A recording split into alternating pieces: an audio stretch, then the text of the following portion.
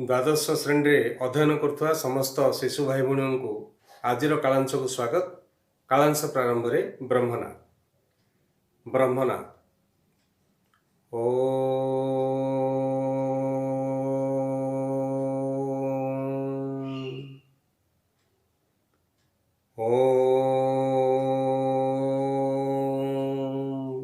शांति शांति शांति स्वस्थ। आमर गत श्रेणी गुड़ाक आम दशावतार स्तुति आलोचना करथिले, किंतु वर्तमान जो सरकार निर्देश अनुसार से दशावतार स्तुति विषय आमर आसब ना परीक्षा रे। तेणु आपणकर वर्तमान विषय अच्छी गीता सौरभम अच्छी एवं रघुवंश जो विषयटी अच्छी से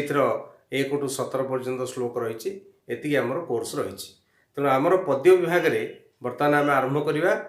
गीता सौरभम आरंभ करवा। प्रथम कथा, भारतीय संस्कृति रे श्रीमद् भगवत गीतार स्थान होची अत्यंत गुरुत्वपूर्ण। सेतिपई कहा जायछि गीता सुगीता कर्तव्या किमन्यैहि शास्त्र विस्तरैहि जा स्वयं पद्मनाभस्य मुख पद्मात् विनिश्रुता। ये जो भगवत गीता होची सुगीता कर्तव्या, आकु उत्तम रूपे गान करवा आवश्यक। काहेकि ना जा स्वयं पद्मनाभस्य, जे निजे स्वयं पद्मनाभ विष्णुंकर मुख पद्मात् विनिश्रुता, मुख पद्मरु विनिश्रुत होइछि बा मुख पद्मरु से विकसित होइछि। तेणु ये भगवत गीतार महात्म्य आम पई समग्र विश्व पई एक अद्वितीय कहले मध्य अत्युक्ति हेब नाही। प्रकृत रे भगवान व्यासदेव द्वारा रचित जो महाभारत ग्रंथ, से महाभारत ग्रंथर ये हूँ गोटे अंशविशेष 700 श्लोक संबलित ये श्रीमद् भगवत गीता। से ओडिया रे मध्य साधारण रे गाँ गहले लोक भी कहती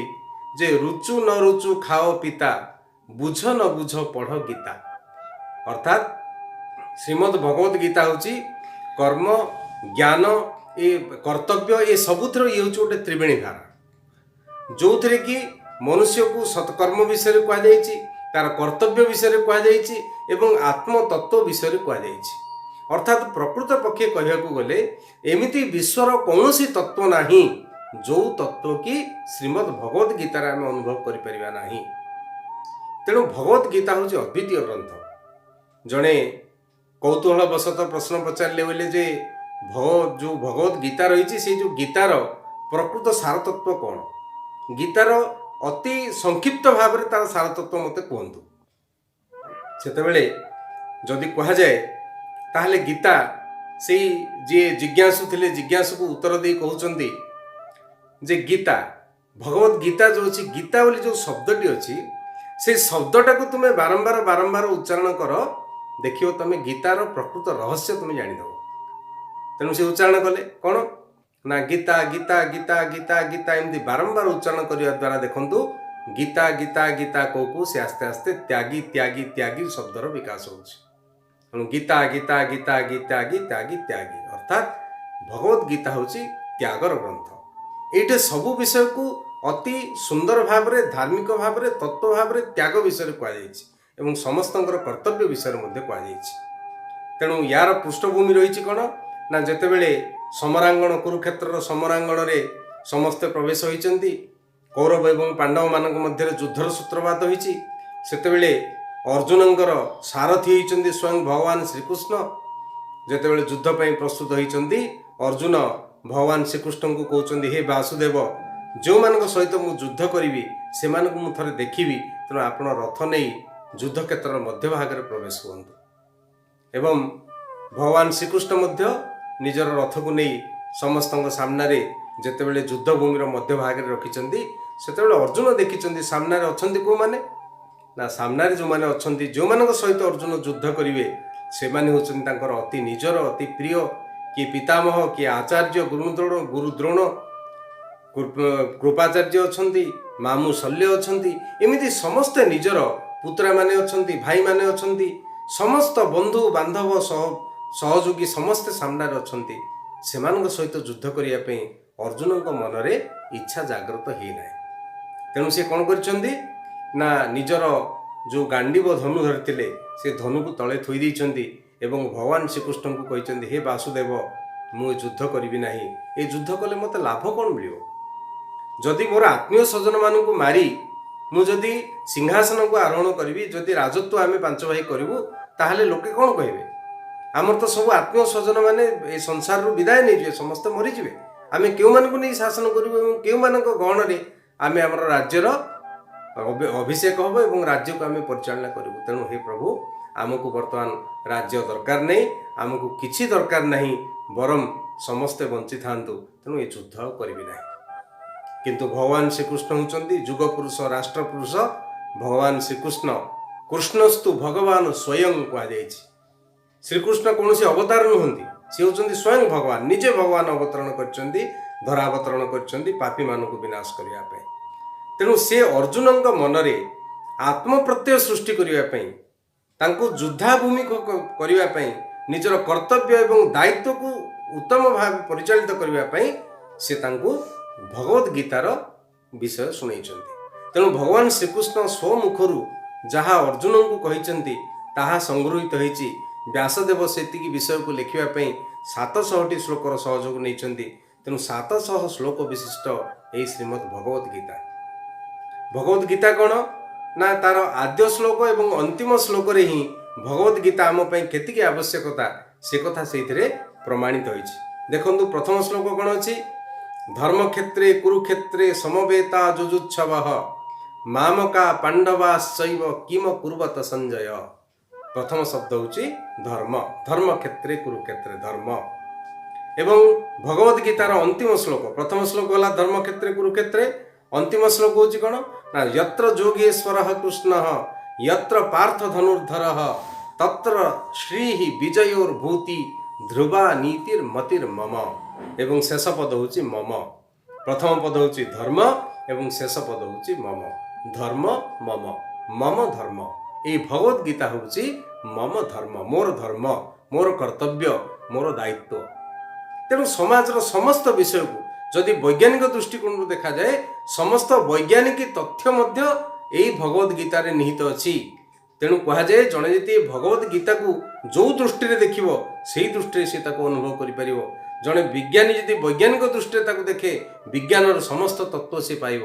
जड़े जदि आत्मविज्ञानी से आत्मतत्व को अनुसरण करे ताहले प्रकृत आत्मतत्वर महत्व से भितर से अनुभव करियो जी जो धर्म को जाऊना कहीं जी जहाँ करूना कहीं किंतु भगवद गीता समस्त आवश्यक रही से भगवद गीता प्रत्येक भारतीय हिसाब से आम भितर से बंचिक रही आम रक्त प्रवाहित होती भगवद गीता तेणु ये जो पवित्र भगवद गीता से भगवद गीतार किछि आवश्यक श्लोक बा जो श्लोक गुड़िक समाज में बहुत उपयोगी आम मान किछि उपयोगी तेणु से किछि श्लोक संग्रह करा जाए यहीपर तो भगवद गीता 700 श्लोक संबलित किंतु से भितर किछि श्लोक संग्रह करा जाए आमर जुक्त दुई विज्ञान विभाग जुक्त दुई विभाग रे ये सब विषय को आमर पढ़ा जाउछि गीता सौरभम ना तेणु से गीता सौरभम रे किछि श्लोक जहाँ रही आम किछि आलोचना करवा आपण मानकर जो आगामी प्री टेस्ट परीक्षा अच्छी से आपण को भितर 1 टू 10 श्लोक पर्यंत आसो मु श्लोक गुड़ा को आपन को पढ़ेबी एवं से तार समास संधि जहाँ सब अच्छी आपण मान को मु देवी तेणु वर्तमान आम प्रथम श्लोक को देखा श्लोक 1 देखु आपंकर गीता सौरभम आपण मान जनाशुना श्लोक एवं वास्तव तथ्य बा वास्तव तत्व इस श्लोक में कहुई कौन कर्मण्येवाधिकारस्ते मा फलेषु कदाचन मा कर्म फल हेतुर्भुर्मा ते संगोस्त्वकर्मणि देखो ये श्लोक अति सुंदर भाव में भगवान श्रीकृष्ण अर्जुन को कहते कौन ना कर्मण्येवाधिकारस्ते मा फलेषु कदाचन मा कर्म फल हेतुर्भुर्मा ते संगोस्त्वकर्मणि भगवान श्रीकृष्ण कहते हे अर्जुन ते अकर्मणि संग मा अस्तु तुमर केबे अकर्म सहित संग न हेउ सत्कर्म एवं अकर्म सत्कर्म कौन ना जो कर्म करने द्वारा समाजर मंगल हुए सत उद्देश्य अध्यात्म चिंता बा अध्यात्म भावना जो कर्म करा जाए जो कर्म द्वारा समग्र विश्वर कल्याण हुए सी हूँ सत्कर्म तेणु यही श्लोक रे भगवान कहते कौन श्लोक को भल भाव ध्यान दिंतु कर्मण्येवाधिकारस्ते हे अर्जुन ते कर्मणि एव अधिकार श्रीकृष्ण कहते हे अर्जुन तुम्हें युद्ध करिबिनी बोली अस्त्र थोईदे बसीगल जे किंतु अधिकार तुमर से ना तुमर केवल कर्म ही अधिकार अच्छी तेणु कहते कौन हे अर्जुन ते कर्मणि एव अधिकार फलेषु कदाचन माँ फलेषु कदाचन अर्थात हे अर्जुन तुमर केवल कर्म ही अधिकार अच्छी फल रे तुमर अधिकार नहीं तुम्हें कर्म करिवार तुमर सामर्थ्य अच्छी तुम्हें कर्म करिवो किंतु फल तुम हाथ में नहीं जो कार्य कले जो प्रकार फल मिलिबो सेही फल तुम हाथ में नहीं सी विधातांकर हाथ में सी मो हाथ में भगवान श्री कृष्ण कहते जे हे अर्जुन ते कर्मणि एव अधिकार अस्ति फलेषु कदाचन माँ तापरे कहले कौन ना कर्मण्येवाधिकारस्ते माँ फलेषु कदाचन माँ कर्म फल हेतुर्भु माते संगोस्त कर्मणि अतः ते कर्म फल माँ अभुहु तेणु से कहले हे अर्जुन तुमको कहूची जे प्रकृत रे कर्म रे ही तुमर अधिकार अच्छी फल रे तुमर अधिकार नाही जेहेतु तुमर कर्म रे अधिकार अच्छी तेणु तुम कर्म कर चल तेणु तुम कर्म करिवो अकर्म सहित संग करिवो नहीं कहीं ना जेपरी कर्म करिवो सेहीपरी फल पाइबो कहीं फल आम हाथ में नहीं किंतु आम जदि सत्कर्म करिछे सत्फल पाइबा जदि दुष्कर्म करिछे तार खराब फल पाइबा तेणु से कहले जे कौन हे अर्जुन ते कर्मणि एव अधिकार अस्ति फलेषु कदाचन नः तेणु कर्मण्येवाधिकारस्तु माँ फलेषु कदाचन तापरे कहले कौन ना मातु संगोस्त कर्मणि अकर्म सहित तुमर संग न हो अकर्मणि संग मास्तु तापरे कहले कौन ना माँ कर्म फल हेतु भूहु तेणु तुमर जेते कर्म अच्छी से फल हेतु माँ अभुहु अर्थात तुम्हें फल को आशा करी कौन सी कार्य करने उचित नुहे तेणु कहले माँ कर्म फल हेतु भू कर्म फल हेतु माँ अभुहु अर्थात तुमर कर्मटी फलर हेतु न हो अर्थात कह तात्पर्य जे वर्तमान समाज रे लोक देखते कौन ना मु यही कार्य करुच्ची या द्वारा मोर कौन फल मिल मु दरिद्र मानक एतिकी दान कली यही अनुष्ठान को एतिकी दान कली ता द्वारा मोर पब्लिसिटी केते हो तेणु लोकंर धारणा थाए जे मु यही कर्म कले मते कौन फल मिल जदि मते किछि फल मिलवार नहीं ताले मु कर्म कहीं करी यही प्रकार भावना वर्तमान समाज रे समस्तंकर देखा जाए तेणु अर्जुन को श्रीकृष्ण कहते हे अर्जुन कर्म फल माँ अभुहु ते तुमर कर्मटा फल आशा कर्म माने करंतु नहीं कर्म करिया तुमर अधिकार अच्छी फल तो तुमर अधिकार नहीं ना तेणु फल सी परमेश्वर परमात्मा अधीन अच्छी तेणु ये श्लोक को गुरुत्व को आम समस्ते बुझा ये आम जीवन में आवश्यकता रही आम शिक्षा करुचे आम शिक्षा लाभ करुचे आम अध्ययन करुचे किंतु आमर सब ध्यान रहा दरकार जे आमर कर्मर अधिकार अच्छी मोर अधिकार अच्छी अध्ययन करिबारे मु अध्ययन करी कहीं छात्राण अध्ययन तप मु अध्ययन करी पढ़ी मु कर्म जी फल मोर एत परसेंट रहा ना नहीं एतिकी डिविजन मोर हम ना नहीं फल पे आशा करूँ कहवा अवश्य आपण मान मन में प्रश्न आसीपे जे गुरुजी आम तो फल को आशा करूँ ना केमती करूँ ताल आम पाठ पढ़ुचु आम 90% रखापी कि 90 एबव रखापी आम कौन फल पे आम इच्छा रखनी से कथा मु कहूना देखंतु जदि आपणकर कर्म सत अच्छी ताले फल निश्चित भाव सत हम जदि आम गोटे गछ बगीचारे गोटे जदि आंब गछ लगेचे से आंब ही फल आंब गछरु केबे पिजुली फल नहीं तेणु आम जदि सत्कर्म करिचे ताले आम निश्चित भाव तार सत्फल पाइबा तेणु केते सुंदर कथा श्रीकृष्ण कहते अर्जुन को देख कहते कौन ना हे अर्जुन ते कर्मणि एव अधिकार अस्ति कर्म रे तुमर अधिकार अछि फल रे तुमर अधिकार नाही तेणु तुम्हें फल को आशा रखी कहीं कार्य कर हाँ कौन कर ना अकर्म सहित तुम्हें संग करना जदि अकर्म सहित संग कर सत्फल प्राप्त होना तेणु ये श्लोकर मोटामोटी अर्थ होची अर्जुन को श्रीकृष्ण कहते हे अर्जुन तुमर कर्म ही अधिकार अच्छी फल रे तुमर अधिकार नाही तेणु तुमर समस्त कर्म फलर आशा पाई बा फल हेतु पाई न हेउ एणु तुम्हें अकर्म सहित संग करना ही। वर्तमान श्लोक 2 देखिबा कौन कहुଯାଇଛି जातस्य हि ध्रुवो मृत्यु ध्रुवम जन्म मृतस्य च तस्मादपरिहार्येर्थे न त्वं शोचितुम अर्हसि। ए श्लोक रे अति सुंदर कथा भगवान श्रीकृष्ण अर्जुन को कहते जे हे अर्जुन जातस्य हि ध्रुवो मृत्यु अर्थात जे संसार रे जन्म होइछि तार मृत्यु होछि निश्चित। जातस्य जह जन्म लभते अस्मिन् संसारे तस्य मृत्यु एव अवश्यम भावी सह नूनम तस्य मृत्यु नूनम भविष्यति जतः अस्मिन् संसारे सह जन्म लभते। सेतिबें कह जाइछि कोन ना नर देह रे जन्म होई देवता होइले मरे। तेणु कहले हे अर्जुन जातस्य ही ध्रुव मृत्यु जन्म जी हेछि माने तार तो मृत्यु सुनिश्चित। तुम्हें सिना भावुच तुम सामने जो माने अछंती तुम्हें तांको मारिदब से माने मरी जिवे किंतु सेमानर तो मृत्यु सुनिश्चित कहीं से माने जन्म होइचंती। तेणु जातस्य ही ध्रुव मृत्यु पुणी तुम्हें दुख करने आवश्यक नहीं कहीं ना ध्रुव ध्रुव जन्म मृतस्य च। तेणु कहले जी जन्म होइछि तार तो मृत्यु निश्चित हे। तेणु जी मृत्युवरण कर मरी सी पुणी जन्म निश्चित हम। तेणु सी कहले जातस्य ही ध्रुव मृत्यु जन्म जी होइछि तार मृत्यु होउछि ध्रुव माने ध्रुव कहले सत्य। सेहीपरि कहले जन्म मृतस्य च ध्रुवम जी मृत्युवरण करछि तार जन्म मध्य निश्चित। तापर कहले कोन ना तस्मात् अपरिहार्येर्थे न त्वं शोचितुम अर्हसि। हे अर्जुन त्वं शोचितुम न अर्हसि तुम्हें सूचना करवा उचित नुहे करवा ठीक नुहे। कहीं जी जन्म होइछि से तो मरिबो निश्चित भावे जे मरिछि से तो पुणी जन्म लाभ करिवो। तस्मात् सेही कारण सेही हेतु कौन करियो पड़ियो ना अपरिहार्य अर्थे त्वं न शोचितुम अर्हसि। ये तो अपरिहार्य कथा। तेणु एथिपई तुम्हें कहीं सूचना करुछ।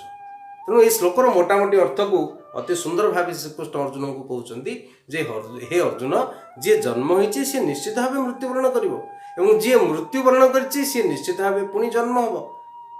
भगवान शंकराचार्य मध्य तांकर भजगोविंद स्तोत्रम रे लिखिछन्ति कोन ना पुनरपि जन्मम पुनरपि मरणम पुनरपि जननी जठरे शयनम। से कहउछन्ति हे मूढ़ मते गोविंदम भज कथम ना पुनरपि जन्मम पुनरपि मरणम पुणी जन्म पुणी मरण पुनरपि जननी जठरे शयनम पुणी मातृगर्भरे पुणी निपतित हेबो। जन्म हबो पुणी मरिबो पुणी मातृगर्भरे निपतित हेबो पुणी जन्म हबो। ये गोटे चक्र भली चलीछि। सेही कथा ही भगवान श्रीकृष्ण अर्जुन को कहते हे अर्जुन जातस्य ही ध्रुव मृत्यु जी जन्म होइछि से निश्चित मरिबो। ध्रुव मृत्यु जी जन्म लाभ करछि से निश्चित मरिबो जे मृत्युवरण करछि से मध्य पुणी जन्म लाभ करिवो। ध्रुवो जन्म मृतस्य च मृतस्य अपि जन्म ध्रुवः जह अपि अस्मिन् संसारे जायते तस्य मृत्यु एव ध्रुवः जह एव अस्मिन् संसारे म्रियते तस्य जन्म एव ध्रुवः। तस्मात् सेही कारणरू अपरिहार्य ये तो अपरिहार्य कथा जन्म होइछि निश्चित मरिबो मरिछि निश्चित जन्म हबो। एथिपई तुमे काहे सूचना करूछ तुम सोचितुम न अर्हति अर्थात अर्हसि अर्थात तुम्हें यही विषय में कौन से आलोचना करने उचित नुहे। तेणु श्लोक 2 मोटामोटी अर्थ है जी जन्म लाभ करछि से निश्चित मृत्युवरण करिवो जी मृत्युवरण करछि तार जन्म मध्य अवश्यम्भावी अटे। तेणु एहीपरि जो अपरिहार्य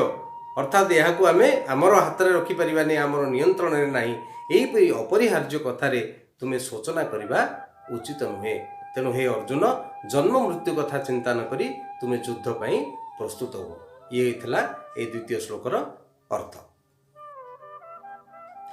तृतीय श्लोक बर्तमान आम देखा भगवान श्रीकृष्ण ए तृतीय श्लोक स्थित प्रज्ञ मुनि ता विषय सुंदर भाव अर्जुन को बुझाऊँ। कौन कहले ना दुखे स्वनुद्विग्नमना सुखेषु विगत स्पृह वीतराग भय क्रोध स्थितधीः मुनिरुच्यते। स्थित प्रज्ञ स्थित धी जार बुद्धि स्थिर हो जाइए जार प्रज्ञा स्थिर हो जाइए अर्थात ताठू ऊर्ध्व को कौन सी प्रज्ञा बा बुद्धि ना बुद्धिर अंतिम स्तर बा प्रज्ञार अंतिम स्तर सी हूँ स्थित धी। अच्छा कौटे आमर बुद्धि अंतिम स्तर में जाई पहुँची ताठू ऊर्ध्व को जीवनी से कथा को अति सुंदर भाव में बुझेगी भगवान श्रीकृष्ण कहते अर्जुन को हे अर्जुन दुखेषु अनुद्विग्न मना दुखेषु अनुद्विग्न मना दुखेषु अनुद्विग्नमनाः सुखेषु विगत स्पृह वीतरागः भयः क्रोधः स्थितधि